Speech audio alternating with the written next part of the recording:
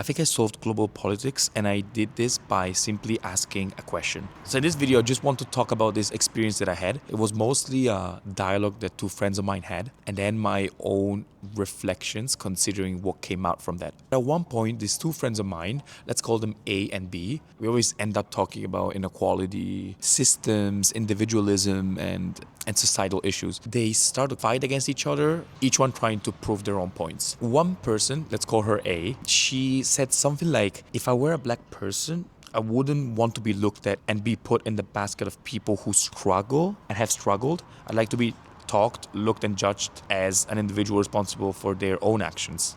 Whereas person B was saying something like, we can't ignore the fact that by simply being what we are, we inherently belong to certain groups. Ethnical, as well as cultural, geographic, economic, and all the labels we have are not only interconnected, but they also determine different average collective experiences. They directly define everything about us, including our individual actions. The conversation was basically becoming more and more heated, and at one point, I decided to ask them a question. The question was, if you had to express it as a percentage between 0 and 100, to what extent do you believe that what you get and achieve in life, including status, job, and friendships, depends on the effort you put in individually? And I won't accept 50% as an answer. The reason why I asked this question was because I already had an idea of what A and B's answers would have been. And I also predicted it correctly. So A said 100%, because after all, everything in life depends on the way you look at it, the mentality you nurture, and the effort you put in it. Whereas B answered like a really low percentage, something like 20%, because she said all individual actions you take depend on the way you grew up and the groups you belong to, inherently stripping your choices of the apparently individual and independent personal agency.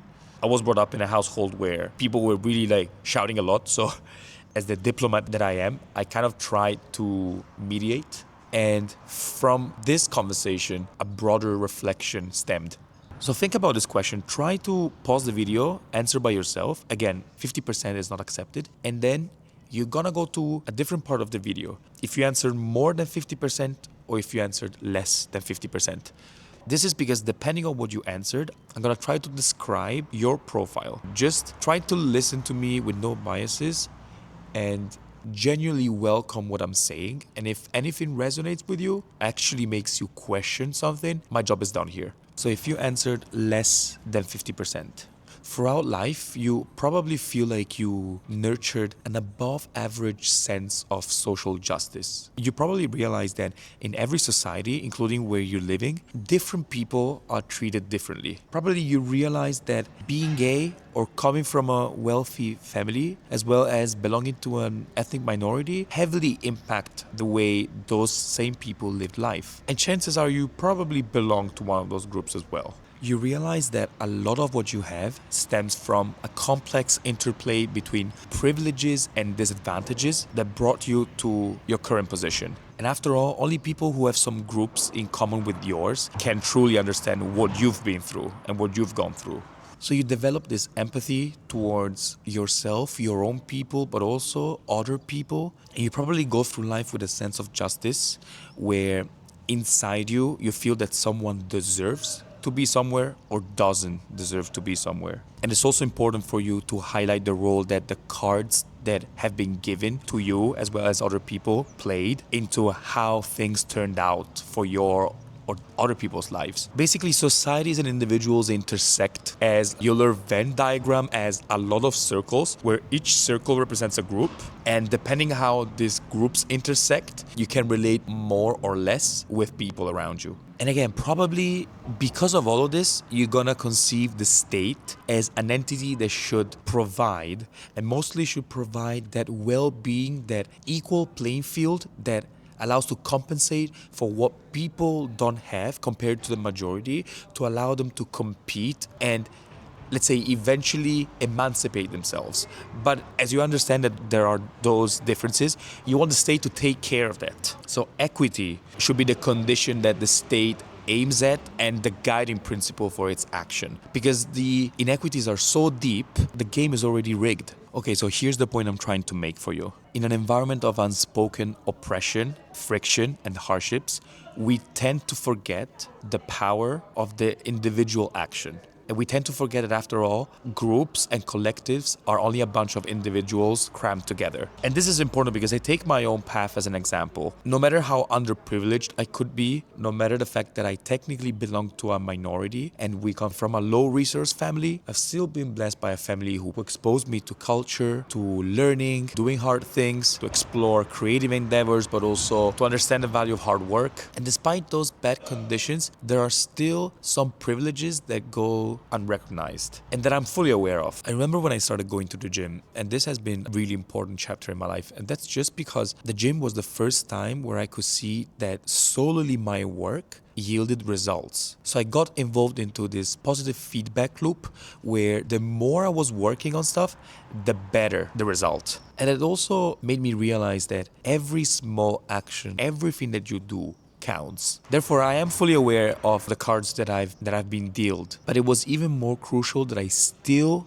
did something out of that. So your background matters, but your actions matter even more. You should use your background as fuel and energy for your objectives and your goals. And they shouldn't be a set of excuses to get complacent. All that knowledge about systemic dynamics and oppressions should be a tool for your action, and it should provide a further lens, the lens of empathy, that allows you to act even better, more effectively. But it shouldn't be, again, an excuse for you to do nothing and just cry because of your conditions. Don't forget that each individual has their own story. So despite all the privileges and underprivileges that they experience, everyone has agency on their own lives. Your anger, your sense of injustice should fuel your action and should push you to act as an individual who always has in mind the community where he comes from. Be the first individual who, despite all the odds against you, can still act and still show to other people that you can do it, that you should do it. Lead by example. And if you feel like that what you did never yielded some kind of results, start really small. I don't know, for me the gym worked. I could see that the work that I was putting was directly bringing me results, my physical appearance, but then it taught me so much more. Learn something new, face your fears by doing some exposure therapy little by little. That's already enough. It makes you feel like you're in control of your life. That makes you feel like you have some agency over your life. Feeling in control of what you're living is the basic feeling that leads to empowerment and agency. And you should consider it more. If you answered more than 50%, you probably feel like you put a lot of work and effort to get your results. You come from a background that is definitely not privileged. I feel like you put so much effort, you really just needed an internet connection, and anyone can do anything because you did it after all. You realize that no matter the conditions you live, everything depends on you. You should adopt this radical responsibility. No one will save you, no one will do anything for you. Once you realize that, you started to take responsibility of anything in your life. And that also led to action. And those actions changed your life, allowed you to achieve what you wanted to achieve. And now you're speaking from a position where you want the others to succeed, probably. It's not unusual for you to hear stories about people who made it starting from zero or even in worse condition than yours. The role that the internet played in your life is probably really big because you realize it's such a big pool of knowledge that anyone can do anything really. You really stopped complaining and blaming your conditions, and you just started to put the effort and the work. And then you realize that after all, only people who have poured the same amount, if not more, of the effort you did put in your life can truly understand what it feels like to be you and to live what you have gone through. Probably your sense of justice will be driven by these values as well. So you're gonna go through life and look at people and think that they deserve or not to be in certain positions depending on your knowledge of their story. And if you see that they've worked a lot to get where they are, you feel like they deserved it. Otherwise, they didn't. And these values also drive you to think about the state in a certain specific way. The state should promote an equal access to the playing field, but equality is the word over here. It should give everyone the same tools because after all, then there should be a differentiator between what you do and what the other people do. It should reward the best players because after all, those are the people who bring value and wealth to society.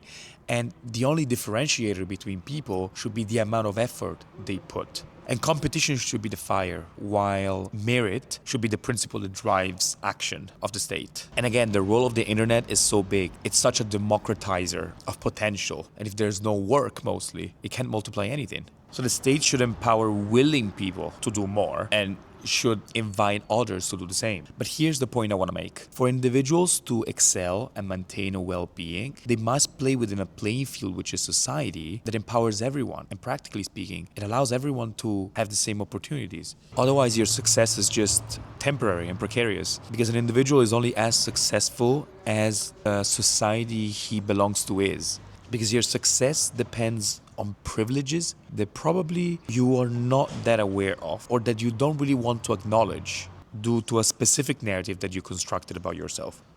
So hear me out. I take my own path as an example. No matter how underprivileged I was, I have put a lot of work on everything I have. Now I have some money in my bank account, and I studied hard, and I went through a lot of discomfort, and I learned so much. But also, I need to face the truth, and I have to admit to myself that despite all of those conditions that I've always been blaming my parents for when I was a teenager, like, oh, why didn't they work more? Why didn't they have better economic positions? I was such an angry teenager.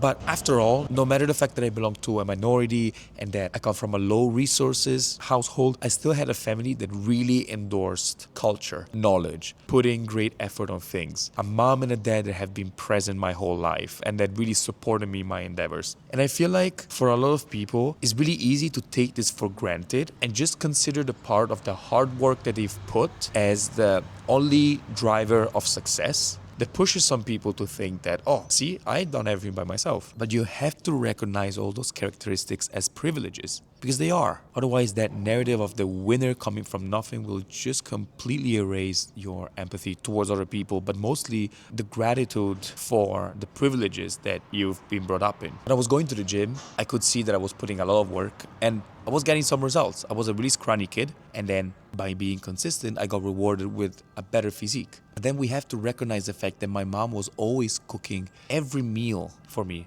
and she was always putting so much thought on making sure that we were eating everything and that we had a good balance of micronutrients and macronutrients, and it's not something that everyone has. Acknowledging that people get different sets of cards handed and that work is not the panacea solving everything, it allows you to broaden your horizons and to cultivate your empathy. Be more grateful towards what you have. And realizing this doesn't delegitimize what you worked for. It doesn't delegitimize your results. It actually allows you to get closer to other people's experiences. Like, some people cannot imagine what they're capable of because they don't even have the right conditions to start thinking about going somewhere. Some people live without any access to food, shelter, a family that supports them, but even the internet. Those are not things that we can give for granted. Time poverty, precarity, like, there's so many conditions to consider. As a remedy to the above, try this. Talk to different groups of people that you feel like you cannot empathize with and try to just listen to their perspective. Approach dialogues with a genuine curiosity and willingness to want to understand how other people feel and why do they think in a certain way. How would I answer? As I wrote the whole video, I'm gonna reserve the right to answer 50%.